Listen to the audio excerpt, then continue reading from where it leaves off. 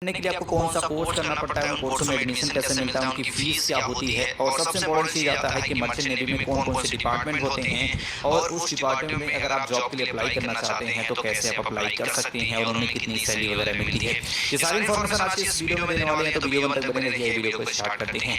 दोस्तों ये सबसे पहले बात कर लेते हैं कि मर्चेंट नेवी आप कब अप्लाई कर सकते हैं मर्चेंट नेवी बनने के लिए। दोस्तों सबसे पहले आप 10th के बाद अप्लाई कर सकते हैं, यानी कि 10th के बाद भी कई सारे पोस्टों के लिए यहाँ पे वैकेंसी निकाली जाती है। दूसरा आता है कि आप 12th के बाद भी अप्लाई कर सकते हैं, और बहुत सारे स्टूडेंट के मन में क्वेश्चन आता है कि क्या हम ग्रेजुएशन के बाद भी मर्चेंट नेवी ज्वाइन कर सकते हैं। तो आप ग्रेजुएशन के बाद भी मर्चेंट नेवी में ज्वाइन हो सकते हैं।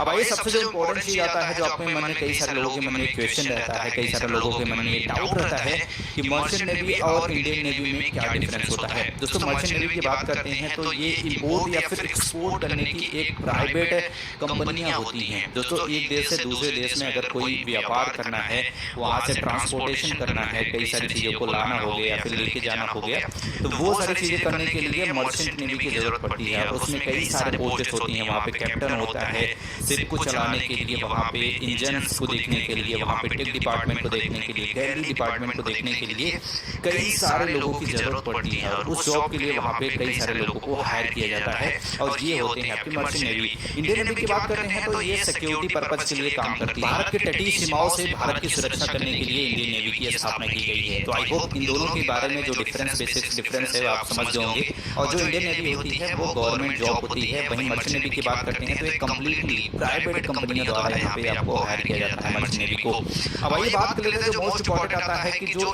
मर्चेंट नेवी के पोस्ट होता है उसमें 3 डिपार्टमेंट बेसिकली होते हैं शिप में। पहला होता है आपका इंजन डिपार्टमेंट, जिसको देख रेख करने के लिए आपको वहाँ पे हायर किया जा सकता है। दूसरा होता है डेक डिपार्टमेंट, यानी कि जो ऊपर का ढांचा होता है जहाँ पे सामान वगैरह लोड होता है, जहाँ पे लोग रहते हैं। और तीसरा आता है आपका गैलरी, यानी कि कुक्स, यानी कि जो भी वहाँ पे लोग रहते हैं, जो काम करते हैं, उनको खाना वगैरह बना के देने वाले गैलरी वाले, यानी कि कुक वाले होते हैं। अब सबसे पहले बात कर लेते हैं कि अगर आप 10th के बाद या फिर अपना 12th आपने आर्ट या फिर कॉमर्स से पास किया हुआ है तो कौन सा कोर्स कर सकते हैं और कौन से डिपार्टमेंट में आप जॉब प्राप्त कर सकते हैं। दोस्तों अगर आपने 10th पास किया हुआ है या फिर अपना 12th आर्ट या फिर कॉमर्स स्ट्रीम से आपका है, तो आप सर्टिफिकेट कोर्स इन मरीन, आपका मरीन टाइम कैटरिंग आपका हो गया, या फिर जीपी रेटिंग हो गया, ये 2 कोर्सेज होते हैं जिन्हें आप कर सकती हैं। अब इन कोर्सेज की फीस जो होती है वो लगभग 1.5 लाख रुपए के आसपास होती है। इन कोर्स में एडमिशन के लिए आपका 10th पास होना चाहिए या फिर आपका 12th आर्ट या फिर कॉमर्स स्ट्रीम से रहता है, तो आसानी से इन कोर्स में एडमिशन मिल जाता है। इस कोर्स को करने के लिए जो आपकी उम्र होनी चाहिए वो 17.5 वर्ष से 25 वर्ष के बीच में होनी चाहिए।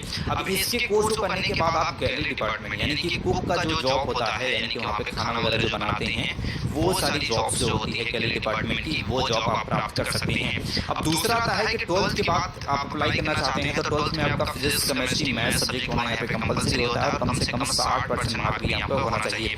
अब इसके बाद एंट्रेंस एग्जाम आप दे सकते हैं। इंडियन जो maritime time university common entrance test होता है, उस एग्जाम को आप दे सकते हैं। इस एग्जाम के थ्रू आप डिप्लोमा इन न्यूमेरिकल साइंस हो गया या फिर बीएससी हो गया, आप न्यूमेरिकल साइंस में बीटेक कर सकते हैं मरीन इंजीनियरिंग में, तो ये सारी चीजें आप कर सकती हैं। अब 2 यहाँ पे जॉब होती है, 2 कोर्सेज आपके जो होते हैं, डिप्लोमा इन न्यूमेरिकल साइंस या फिर बीएससी न्यूमेरिकल साइंस। इसके थ्रू आप डेक डिपार्टमेंट में, यानी कि जो ऊपर का ढांचा होता है जहाँ पे लोगों को सिर्फ देखभाल करना होता है कि सारी चीजें अच्छे व्यवस्थित ढंग से है या फिर नहीं, उस डिपार्टमेंट आप जॉब प्राप्त कर सकते हैं। वहीं हम बात करते हैं बीटेक इन मरीन इंजीनियरिंग में किया हुआ है, तो आप इंजन डिपार्टमेंट में वो जॉब प्राप्त कर सकते हैं। इंजन में कुछ खराबी हो गई, इंजन अच्छे से काम कर रहा है या फिर नहीं कर रहा है, ये सारी जो चीजें देख रेख करनी होती हैं वो इंजन डिपार्टमेंट में आप बीटेक मरीन इंजीनियरिंग में कोर्स को करके आसानी से जॉब को प्राप्त कर सकते हैं। और उनके बात करते हैं कोर्सों की जो फीस होती है 5 से 7 लाख रुपए के बीच में इन तीनों ही कोर्सों की फीस यहाँ पे आपको देनी पड़ सकती है। तो कुछ इस प्रकार से आपको जॉब यहाँ पे प्राप्त कर सकते हैं। अब बहुत सारे स्टूडेंट के मन में सवाल आता है कि ग्रेजुएशन के बाद हम अपना इसको फील्ड में अपना कैरियर बना सकते हैं। तो अगर आप मर्चेंट नेवी में ज्वाइन होना चाहते हैं ग्रेजुएशन के बाद, तो आपको बीई या फिर बीटेक कोर्स करना होगा, वो भी आपको मरीन इंजीनियरिंग में आपका ग्रेजुएशन होना चाहिए, यानी कि बीई या फिर बीटेक भी जो आपका होना चाहिए वो मरीन इंजीनियरिंग में कर सकते हैं, या फिर आप चाहे तो डिप्लोमा भी कर सकते हैं मरीन इंजीनियरिंग के। दोस्तों मर्चेंट नेवी में एक और पोस्ट होता है आपका इलेक्ट्रो टेक्निकल ऑफिसर्स का। दोस्तों इस पोस्ट को अगर आप प्राप्त करना चाहते हैं तो आपके पास डिप्लोमा, बीई या फिर बीटेक का कोर्स होना चाहिए, वो भी इलेक्ट्रॉनिक के फील्ड में। अगर आप चाहें तो इलेक्ट्रॉनिक के फील्ड में डिप्लोमा कर सकते हैं, बीई कर सकते हैं या फिर बीटेक कोर्स कर सकते हैं, और इलेक्ट्रो टेक्निकल जो ऑफिसर्स की जो पोस्ट होती है उसे आप प्राप्त कर सकते हैं। अब एक जो मर्चेंट नेवी है उसे बनने के बाद आपको सैलरी कितनी मिलती है, जैसे कि आप सभी को पता है कि 10th के बाद, 12th के बाद और ग्रेजुएशन के बाद, दोनों के बाद ही आप आसानी से इस फील्ड में कैडर बना सकते हैं, मर्चेंट नेवी बन सकते हैं। तो 10th के बाद अगर आप मर्चेंट नेवी बनते हैं तो आपकी सैलरी होगी लगभग 30 से 60 हज़ार रुपये मंथली, यहाँ पे आपको सैलरी मिल सकती है। दूसरा आता है, अगर आप 12th के बाद अप्लाई कर रहे हैं तो आप 50 हज़ार रुपये से लेके 80 हज़ार रुपये पर मंथ तक यहाँ पे अर्निंग कर सकते हैं। ग्रेजुएशन के बाद भी सैलरी लगभग आपकी सेम रहती है, 50 हज़ार रुपये से लेके 1 लाख रुपए के आसपास आपकी सैलरी हो सकती है।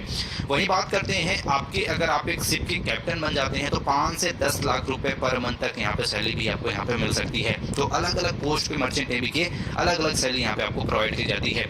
इसके अलावा आपको कई सारे भत्ते